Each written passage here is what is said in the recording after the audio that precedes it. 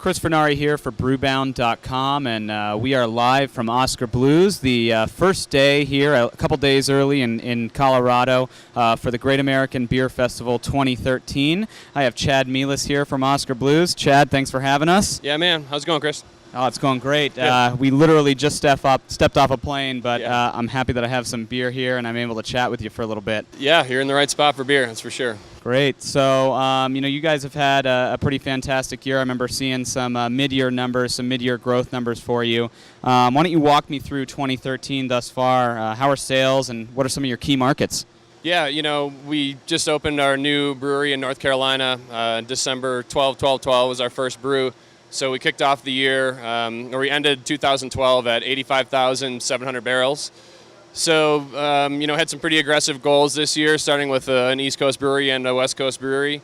And we're up about 40% to date, so, that's basically through October, seeing 40% growth, and, our eyes on 120 to 125,000 barrels this year. Right. And a lot of that growth is actually coming from Colorado, your home market.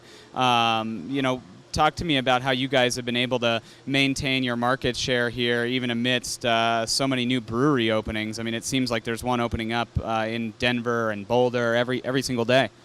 Yeah, you mentioned just what markets are hot initially. And the cool thing about our growth has been that we've been able to do it with only going into one new state this year.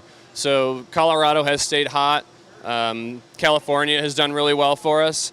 North Carolina, where we have our new brewery, is good as well. And then, we have New York and Texas are some of the hot ones as well. And I think without going into new markets, we've done a really good job of focusing and strengthening our sales staff at all of our existing states. And, focusing on distribution, having that other brewery in North Carolina has really helped us have fresh beer all up and down the East Coast. And, when you look at the success, I think you see it with having a good product, having a strong brand, and then having fresh beer and being able to execute with feet on the street has really been how we've seen that growth without really going to too many new states. How about that transition, though, moving from one brewing facility into this different business model of operating on both coasts, or Colorado and the East Coast? Did you guys see any sort of challenges or initial hiccups when you got that thing rolling? Well, one good thing that you've seen here in Colorado as you've come here over the years is filling in this brewery has been an ongoing thing, and last year we continued to add more fermentation tanks.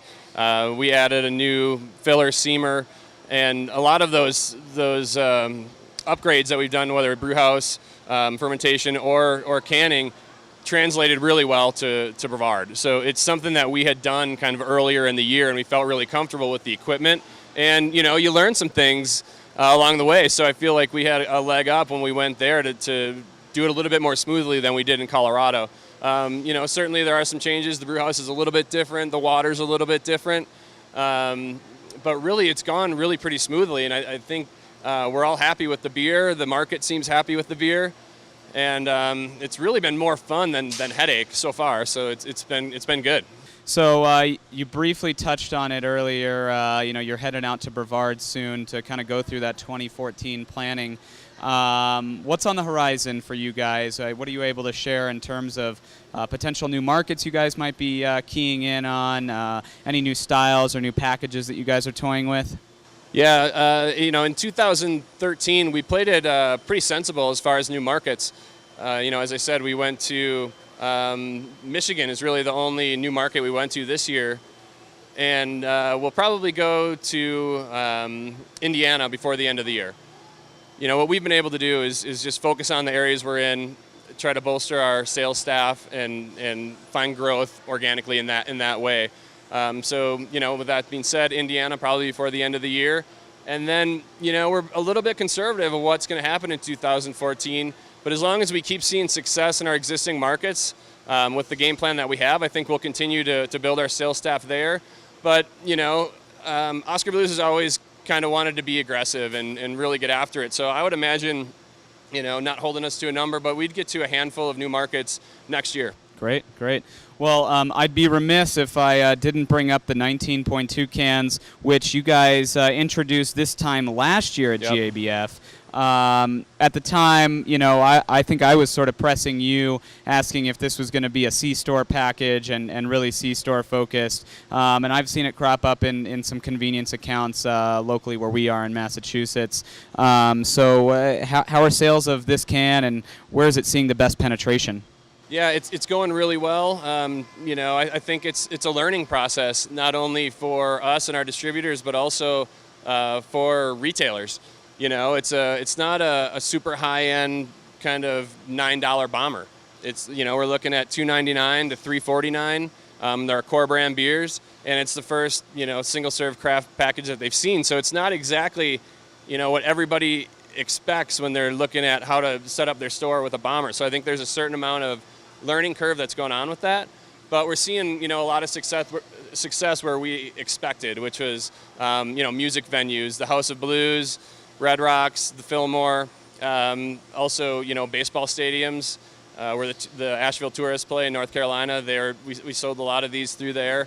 Places where it cuts down on the number of trips to the concession stand, so you can watch the music or watch the game or anything like that. So the biggest success we're seeing is at venues. Venues, interesting. Yeah, I've definitely noticed them sort of in the refrigerator door with a second sort of like hanging rack, if you will. I've seen some of those.